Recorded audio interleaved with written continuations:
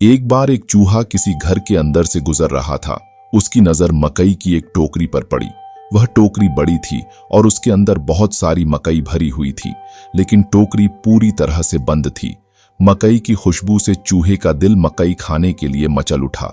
टोकरी बंद होने की वजह से चूहे ने उसे अपने दांतों से काटने की कोशिश की, लेकिन टोकरी बहुत मजबूत थी और चूहे के दांतों से कट नहीं रही थी। तभी चूहे ने पास पड़े एक चाकू को देखा।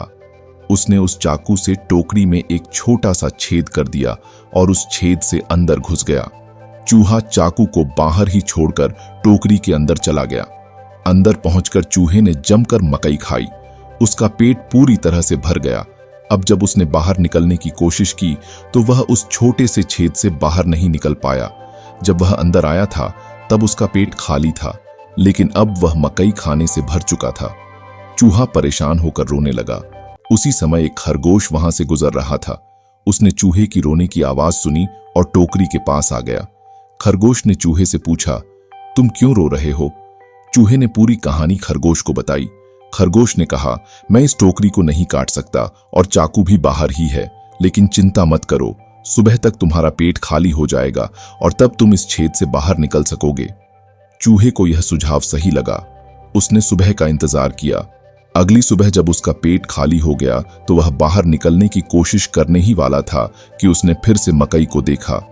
मकई देखकर उसका लालच जाग गया और वह बाहर निकलने के बजाय फिर से मकई खाने लगा। अब उसका पेट फिर से भर गया।